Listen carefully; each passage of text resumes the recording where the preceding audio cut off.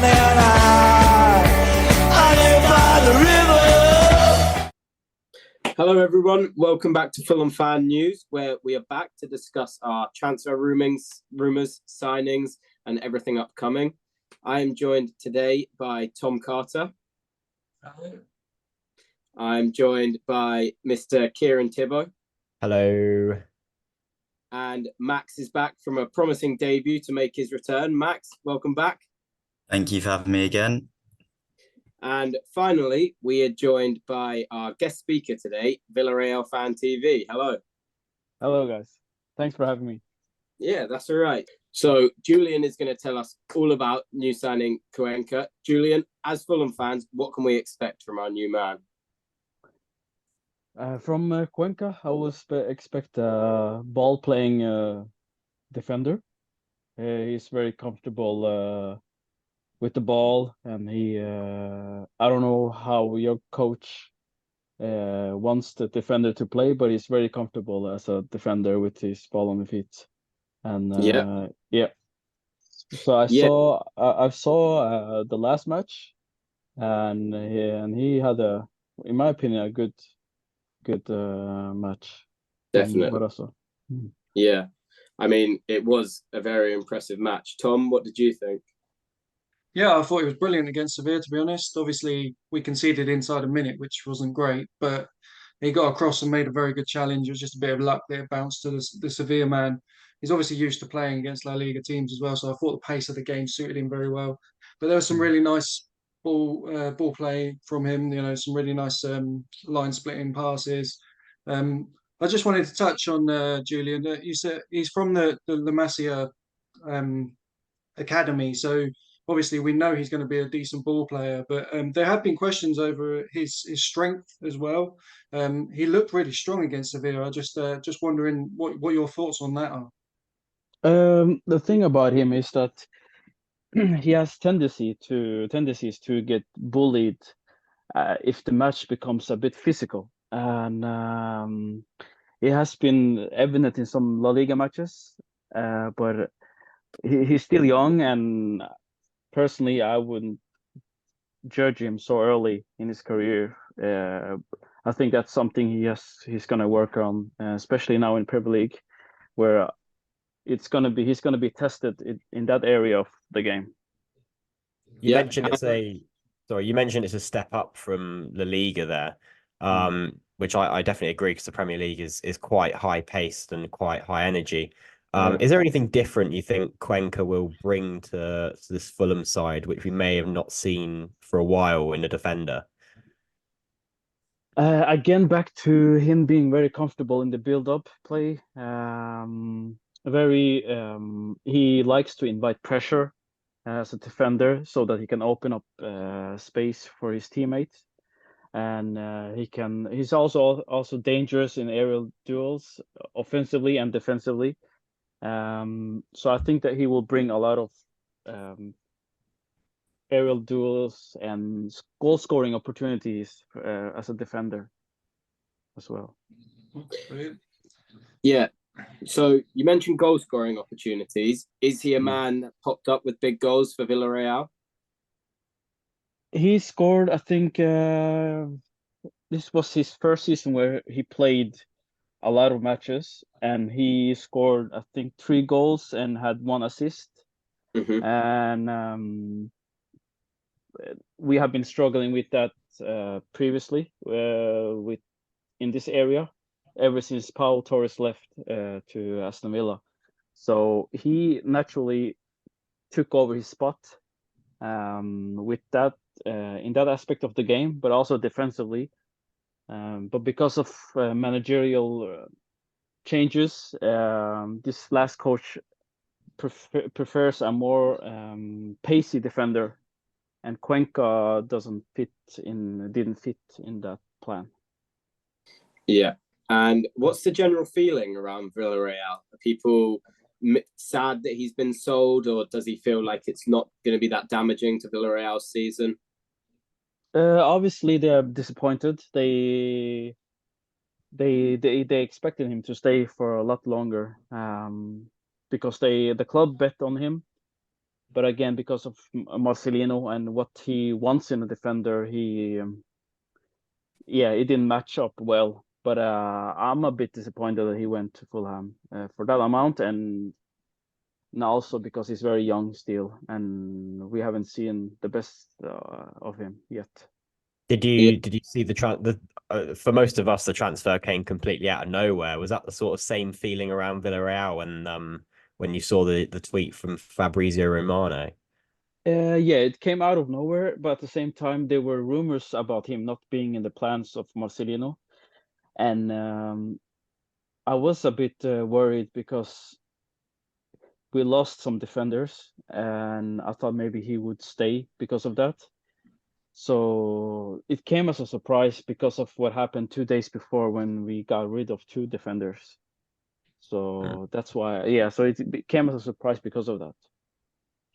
Julian, I noticed at the back end of last season that Cuenca was playing at left back. Is he someone who can play there, or was he just put out there because Villarreal needed a left back at the time?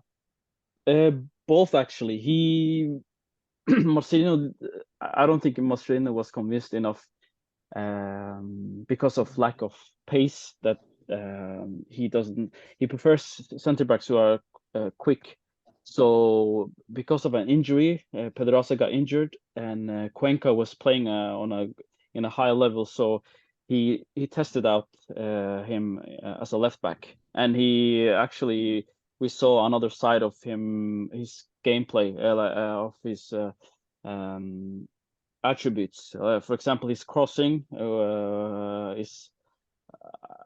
he improved in that aspect of his game offensively with his crossing. He had some assists to Charlotte in against Sevilla. So you guys can look it up if you have time. Home match against Sevilla.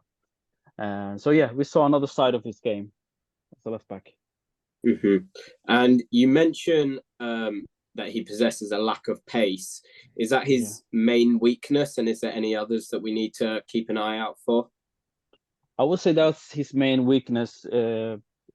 If the play, let's say, especially in counter-attacking situations, let's say Fulham gets caught in midfield or they lose the ball in a danger area, and the striker runs behind him, I think that's where he will get exposed because he struggles to turn around or react fast enough to catch up, or that's his main weakness. And another one is sometimes he maybe sleeps in concentration. He forgets to mark his man, or he finds himself in a difficult situation where he doesn't read the game well enough.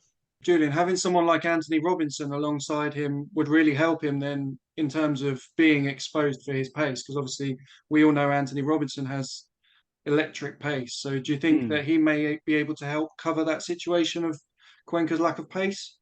Absolutely. I think the only thing is if they, obviously I don't know how good he is at in English. So if he can pick it up and they can communicate, and I think that will be they can complement each other in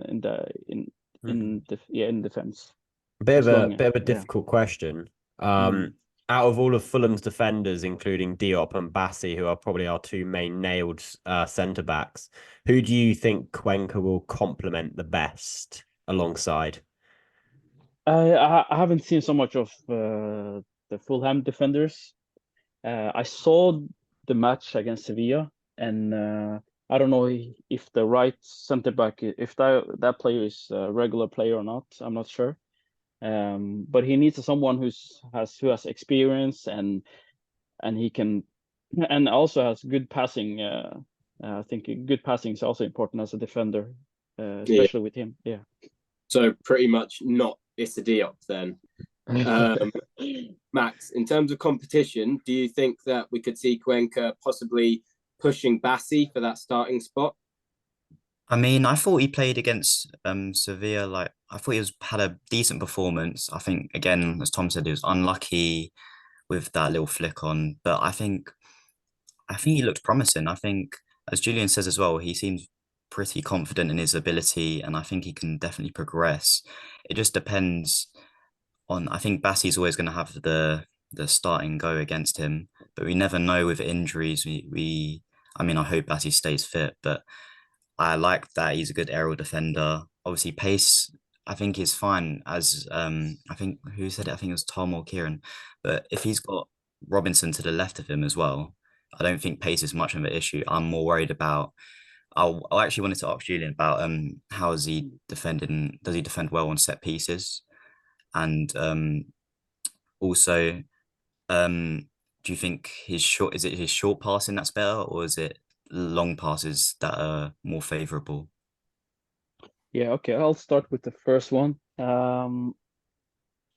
Every time he played, I felt very comfortable. When he, especially in corners and free kick situation, I felt very comfortable with him there because he's very aggressive. He doesn't back off in those tough situations. So aerial duels is something I feel he's very comfortable at, both defensively and offensively. And the other question, what was it again? His passing ability. Do you think will it be better just for short passes, or should he do long balls for like attackers to run and pierce the defense? Yeah, okay. So he's very comfortable. His biggest attributes and best, his strongest attributes is his short passing. Obviously, very very comfortable with that. But if he gets pressured, he either like shoots up far away, or he will switch the play, depending on if the winger is available or not. But I would say his strongest attribute is short passing game and either passing to either left side or the right side of the defense. That's where, yeah. So Julian, sorry, when we spoke previously, you said that he was bought to replace Pau Torres essentially. Yeah. Obviously, we've seen Pau Torres come to the Premier League and do a great job for Aston Villa. He's also not greatly blessed with pace, but his passing ability and his defensive ability are brilliant. Let's say he's very good, and he's taken to the Premier League very well. Do you see Cuenca doing something similar, or is he just still a little bit raw, a little bit too young to be thinking that way? Yeah, he's a bit raw still. He's not up there yet as on the level that Pau has now. With his passing, Pau is very comfortable, even more comfortable than Cuenca in that aspect. He only had one full season for Villarreal, so while Pau Torres played for 4 or 5 years at the highest level, so he's still a bit raw in that aspect, but I see the potential there. So that's why I'm a bit, yeah, it's mixed feelings because I wanted him to get that experience and play 3 more years at the club. And before we let you go, I've got one more question, just for everyone watching that still doesn't know how we pronounce our new signing's name. Go for it. His full name. Okay, Jorge Cuenca. Jorge Cuenca. I got it spot on last week. Yeah, well done, Kieran. I think I'm probably still going to forget a few times. But Julian, obviously we've signed him for around €7 million. I know there's a little bit of add-ons as well. Yeah. That in your mind, is that good value for a player? Do we see profit in that in a couple of years' time? Absolutely. I feel we could have gotten more, but that's why I'm so disappointed in that he went in that amount. So I think he has a future value, obviously, because of his age, because of his potential, and he only needs, in my opinion, playing time and confidence from the coach. And if the coach style matches up with the way Cuenca plays, then I think this will be a great combination. We really appreciate you coming on and speaking to us. Thank you very much. All about our new signing. You're welcome, guys. And who knows, perhaps we'll be doing more business with you in the future. We've done Anguissa, we've done Cuenca. Who knows who's next? Sure, I'll be glad to come back on, and thank you for the opportunity, guys, and have a nice one.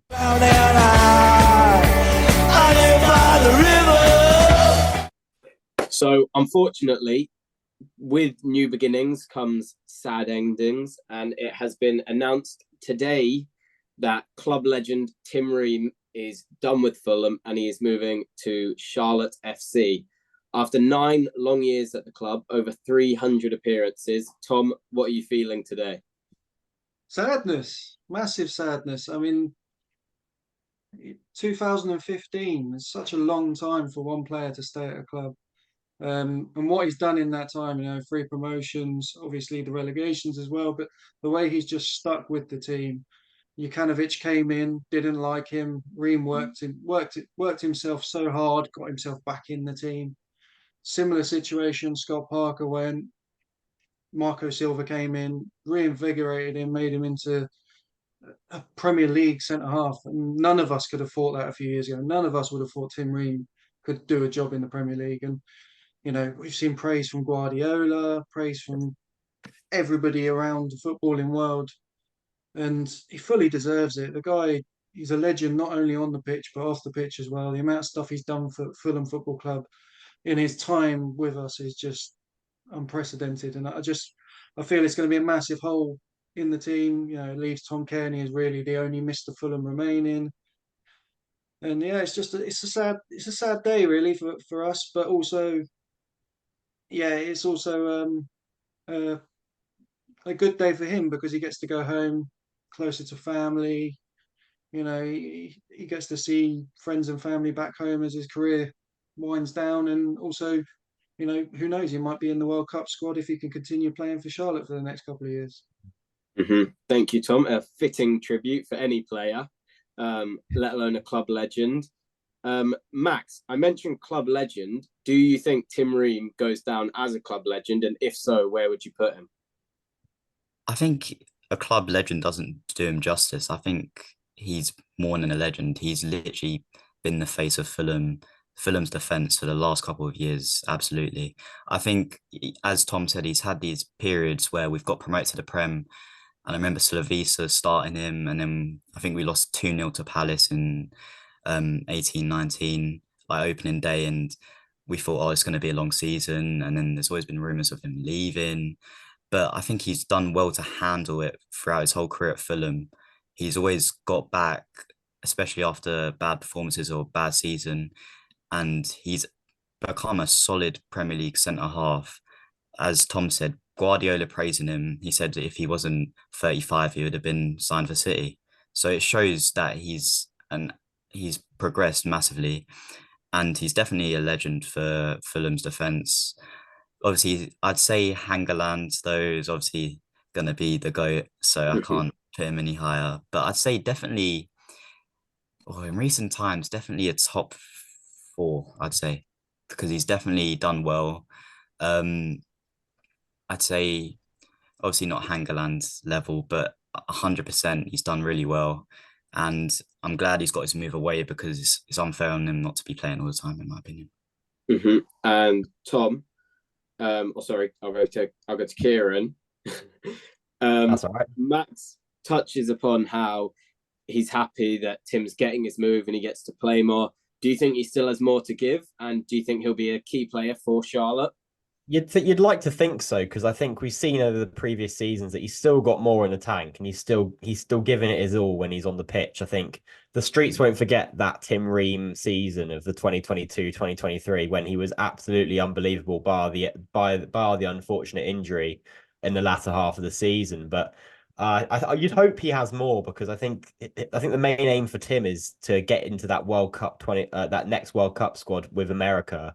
And then after that, consider his options, and I think his move to Charlotte will definitely open that door again. And if he can put in some solid performances and really really help the Charlotte defense. I mean, I haven't heard of Charlotte before. I don't know what their situation is in their league, but you'd have to hope they'd have some sort of impact. And of course, being in his home country as well would sort of add to that.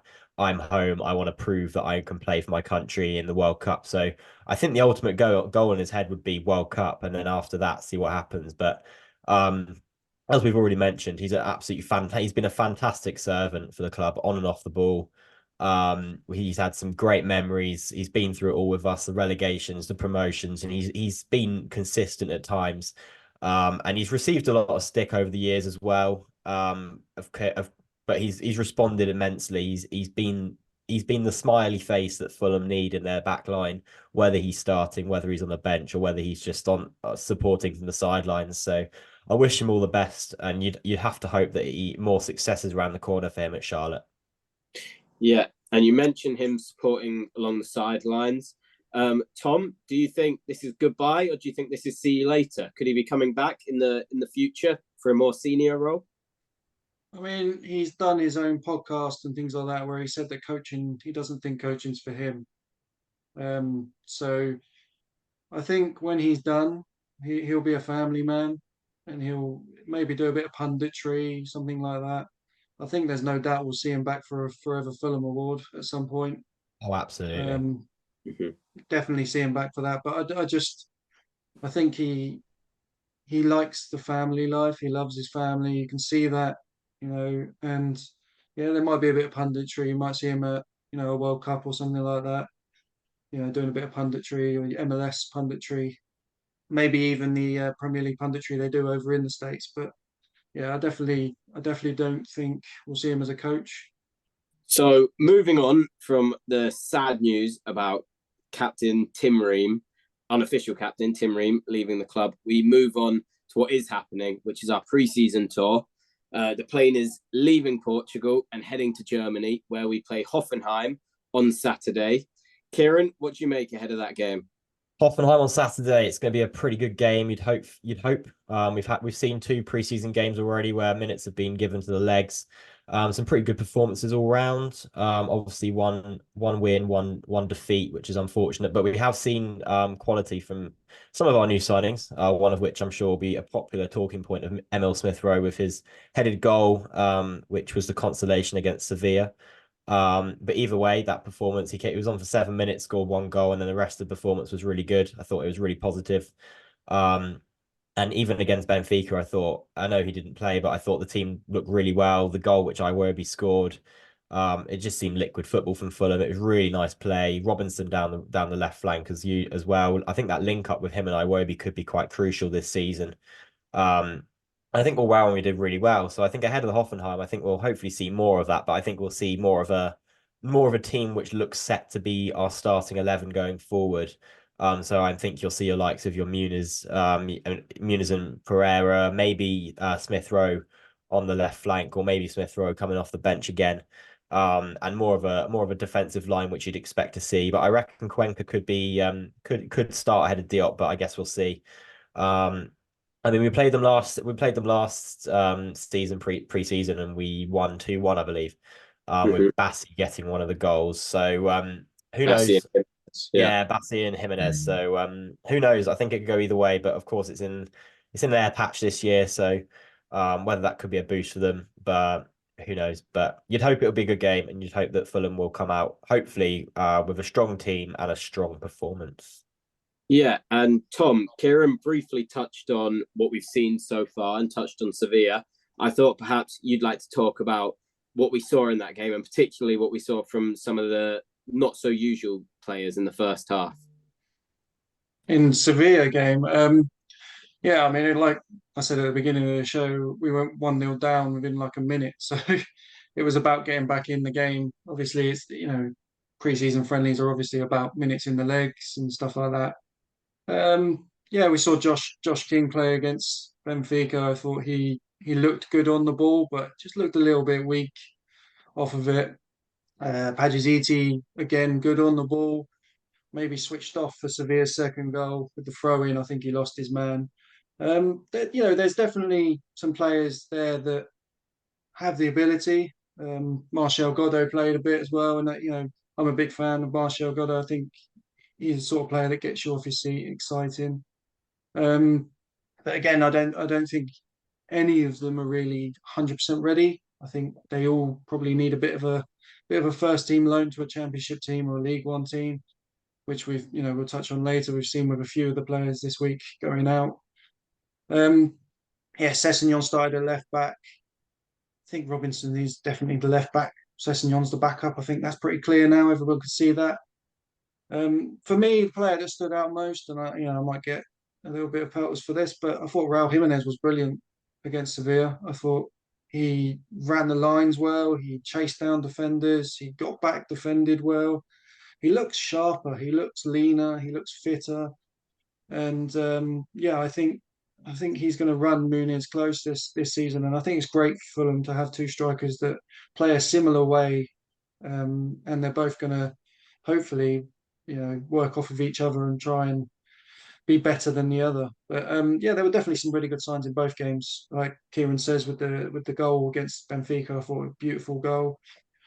Again, Robinson has 2 assists in pre-season for a guy that can't cross. You know, he's definitely getting better at that aspect of his game as well. Now, I've always said if he can do better in that aspect of his game, he'll be one of the best left backs in the league.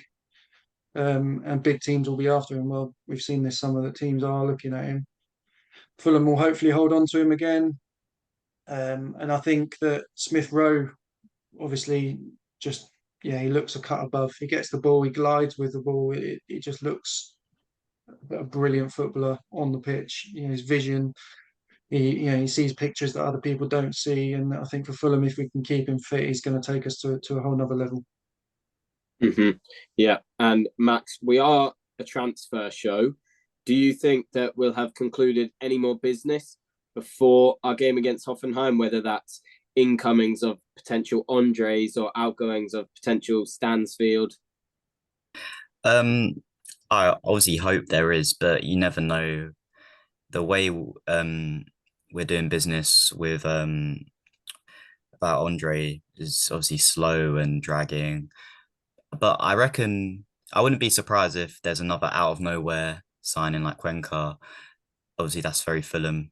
But I'd like to see one more maybe in the next coming days, just before Hoffenheim, see if we can get someone out there quick, just for fun, just to see how we play. I'm assuming against Hoffenheim, as Tom said, strong lineup, and I'm very interested to see, because this is considering against Benfica we played well. Sevilla, it was really weird because in Benfica we started off strong and finished weaker, but with Sevilla we started off weaker and finished stronger. So, and I thought last season as well we were more of a second half team than a first half team. So I'd like to see on Saturday against Hoffenheim. It's a very good test, and yeah, I'd like to see all the new signings involved. And it does seem like transfers have come to a slight standstill at the moment. We've heard recently that it seems like the McTominay deal is off. We've heard all sorts about the Andre deal. Who knows whether that is on or off? But it doesn't really seem like we have concrete interest to anyone at the moment. And that's kind of surprising, considering there's so many new faces we need to bring in and so many positions we need to fill. Kieran, what do you make of it? Well, I think firstly, as we said, the Andre stuff is crazy. It's the saga of the summer. We love a saga. I think last season it was Justin Cliver, and then it was Solomon, or the season before or something. I remember there was some sort of sagas around them. So the Andre deal, I think it's going to work its magic in the background, but for now it's just, is it on, is it off? I don't know. Believe what you want to believe, really. In terms of other incomings, I think we are at a stage where we've made 3 really strong signings. I think it's been a good start. From nothing, we've made great additions, and they've come in handy in the preseason. So I think Marco's got his wish in terms of having players in for preseason, which we've seen feature. I think now it's a case of obviously 9 days on the day of recording, until the Premier League starts again. So I reckon unless I do agree with Max, actually there could be a out of the blue signing, because I think on paper we need at least one midfielder and one centre back to come in ahead of the window closing. But of course, we could be open to more, whether it's another winger or whether it's another centre mid, because obviously we don't know whether Lukic is going to get the nod in start next to Harrison Reed or whatever's going to happen there. So I think there's definitely room for more signings. I don't know whether ahead of Hoffenheim, I don't think there'll be any signings as such. But ahead of Man United, you can hope that there will be at least one signing that comes in and they make the bench for Man United, but they don't start, but then they come on and then see what's going on, whether it's an Andre face. Obviously McTominay doesn't look like we're going back there. But I have always said from the beginning, I think McTominay is the red herring in trying to get the Andre deal sorted. We've seen it in the past with Fulham. We've gone once we haven't got our deal for the one player, we go somewhere else, and then eventually the other team lowers their price, and then we go back to the original player. So it could be a case of that. It could be a case of solid interest. I don't know, but either way, we've started the window strong with some signings. I think there's more to come, but I think we have to be patient, and I think we have to work with what we've got so far. Mm-hmm. Now, we know we all support Fulham. We know from past transfer windows, we know from this transfer window that Fulham, like you say, absolutely love a saga. The season's fast approaching now, lots of positions to plug. Do we have time to be getting into these transfer sagas? Tom, do you think we have reason to be worried about how we're going to conclude our window? No, not at all, to be honest. I think we've seen the three come in that have obviously, you've seen in Marco's interviews, he looks a lot happier. The team look a lot closer. There's a bond. Everyone looks happy. I think as an 11, we could put a strong 11 out on the pitch right now. Obviously, we are aware that Palhinha needs to be replaced, but if the replacement isn't available at this moment in time for the right price, I'm all for waiting for that replacement to come. You know, we've got 3 games and then we've got an international break.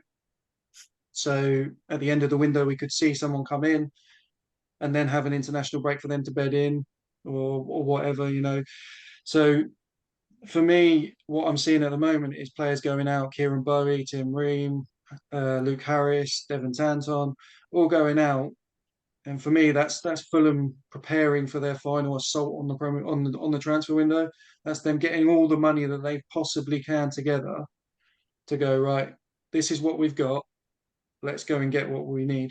And we all know that, you know, Fulham do their business so well at the end of the window. Like a few years back with Joachim Andersen, all of the window, Leon wanted 25 million euros for him. All window, deadline day came, 1 million euro loan fee, you can have him for a season. So for me, I know we hate the way we do it. This season's been a bit better because we've got the 3 in already. And I agree that there could well be another one out the blue in the next week or so. I don't think anyone comes before Hoffenheim. If someone comes before Manchester United and they get on the field at Manchester United, then in my opinion, they're going to be a Premier League player already. The one for me to watch is probably Diego Carlos. He's not in the Villa side tonight. Fulham have been linked with him. They've opened talks with him. It's all gone quiet the last few days. That's usually how Fulham work. You know, everything goes quiet and then all of a sudden, bang, here we go. So, yeah, I'm excited to see the end of the window. I think we're going to see some really, really good signings. I mean, we've been linked to people like Federico Chiesa, and you know, apparently his agent has said, you know, Fulham have approached them and said Fulham want a left winger. Well, there's another player that Fulham are like, well, now all the fans are like, well, who are we going to sign as a left winger? We always obviously want a left winger. So, you know, could that mean we see Stansfield go? Quite possibly. But the boy wants to play football. If Birmingham are going to give us a stupid fee, then fair enough. If it's 6 million, I think no, don't do it. But £6 million gets Fulham another £25 million player this summer. So there's so much going on in the background that no one knows about. None of us know about. No one else knows about. Only the people at Fulham know about. And one thing we all know is that Tony Khan, Ali Mack, they're all great businessmen. And you know, we hate the way Fulham do their business, but my God, we end up with some pretty decent players at the end of the window, even if they all do show up right at the end of the window. You know, we saw it last season, we saw it the season before. We always end up with some pretty decent players through the door. And recent times, they've been. I can't on my hands, I can't give you more than one player that I think's done a bad job. And the only player I can think of is probably Kevin Mbabu, who hasn't fit in. I'm happy you didn't say Vinicius, Tom. I was about to say, Carlos Joe's about to Vinicius, start protesting. Carlos Vinicius scored the winner against Chelsea. Yeah, So he's for a club me, legend. I'd He's a club argue legend. Mbabu provided that assist against 3-2. Brentford, yeah. One of the best We will assists. always have that You've got the assist, balance yeah, we here. will. The assist, so the assist against Brentford or the goal against Chelsea. What? Which one is more legendary? I'd argue that assist. I was at that game and it was one I'm of the going to put a poll out on Twitter one right of the now best and limbs I've ever been to. page. Yeah, Ask the to be Fulham fair, fans. they've both done their bit. You know, Jimenez has scored 7 goals last season after a pretty dodgy start. And Adama's looking like an incredible player now. You know, Castagna, Iwobi, they've all come in and done a brilliant job. Palhinha, they all came in and done a brilliant job. So I've got no worries that Fulham are going to get the bodies through the door they need to have a strong assault on the Premier League. Great. And you mentioned a player I was going to get to, Federico Chiesa. Very exciting. If that means Stansfield has to go, I'll drive down to Motspur, pick him up, drive him to Birmingham, on my way back, pop into the bookies, stick a tenner on Fulham to get Europe, because that is what will happen. No I, chance. we're I want to upcoming. see that happen.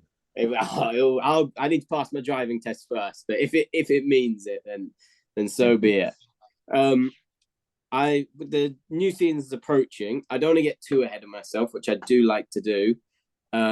Kieran, I'm saying European push. What are you saying? I'm also saying European push if Federico Chiesa is one of our summer signings, because there's no reason why him and Emil Smith Rowe would just not propel this club further than they've ever been. Like, they're both unbelievable young talents that are coming up. And I think the impact they could have on this club would be sensational. Obviously with good foundations in the background, and other areas of the pitch, I think it certainly could be on the cards. I don't want to get ahead of myself as well.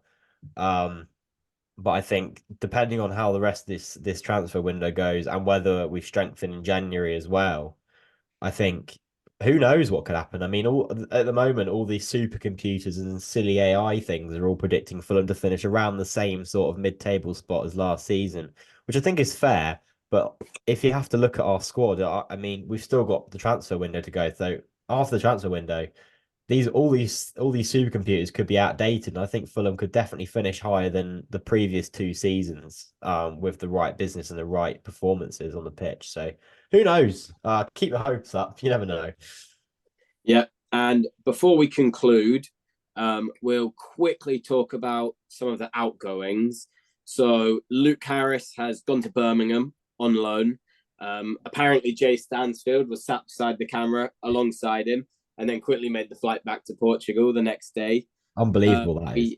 Yeah, absolutely ridiculous. We had Devin Tanton going to Northampton, I believe. Chesterfield. Who went to Northampton?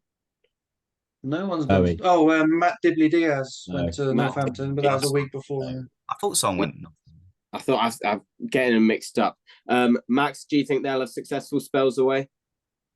Yeah, I assume so. I assume Harris as well. He's got a lot of talent and potential to prove. I was a bit sad about Bowie actually. I always kind of liked him. I felt he's been done a bit harsh, but again, he needs playing time, and we can't guarantee him that. So it's fair on them to leave. But I hope Harris has a good season. League One, he should do well. He's definitely, in my opinion, he could do a low championship side as well. But Birmingham look like they're going to win the league by miles, so I'm sure it'll be a decent signing to add to that. Yeah, and hopefully based on how good Birmingham seem to do, he'll have lots of chances to attack, which is what we want if we're sending a player on loan, that he's going to properly get that experience and that exposure in front of goal. Tom, quickly, I'll just come to you. Can we expect any more outgoings, whether that be senior players? Obviously, Vinicius hasn't travelled. You touched on Mbabu. Who knows where Mbabu is? Are these players that you think we can expect to see leave before the end of the window? I'm 95% certain they're never going to play for Fulham again. If they leave or if they end up just in the reserves, or I don't know. But I think for Fulham, in Fulham's perspective, they probably want them both off the wage bill. They probably want them both, some sort of transfer fee. I know there's a 50% sell on to Benfica for Vinicius, so we're not going to make a profit there, I don't think. But every penny helps Fulham, really, FFP wise. So, yeah, I think we could see some late business going out, maybe to free up some funds to bring someone in around deadline day. We've seen it before with the likes of Martial Godot. I'd love to see him go and get a championship loan. Stansfield's obviously the big one, the question mark. I don't really think anyone else. Obviously, Pereira, there's been a lot of talk of him But I think Marco Silva loves Andreas Pereira and wants him to play week in, week out for Fulham. And to be fair, when I saw him against Sevilla, when he dropped into the 8, I thought he was brilliant. Both feet, passes through the lines. I really saw something there that I think maybe Marco could use in the coming season. So yeah, I think we'll see a few go out, but nothing major. I don't think we'll see any big name signings going out. Yeah, I'm unfortunately in the camp where I think that there is definitely things going on behind the scenes with Stansfield. I think I can't see any reason why we wouldn't have seen him in either of those games unless there's something going on behind the scenes. I don't think you send a player on a championship loan, see him become their player of the season, their young player of the season, be so lauded upon by all of their fans, and then just not play him for 2 games. So I do unfortunately believe the rumours that he wants to leave and he wants to become the main man. I just think that he's got not just Fulham telling him they want him to stay, but I think he's probably got seniors in his ears telling him that, hey, look, you're at a Premier League club, wait, and if you're good enough, your time will come. But we'll see. I think he'll stay at the end. Lovely stuff. Well, thank you for joining me once again, guys. And thank you everyone for watching. In case anyone is wanting to get some top tier TikTok content, I've made a new TikTok, FFC Gunning. Go and shoot it a follow if you fancy. Unofficial promo. Yep, a little bit of dirty self promo at the end. Go for it. But thank you for joining me once again, fellas. It's been a good one. Again, thank you guys for joining me, and goodbye. Down and high, I live by the river.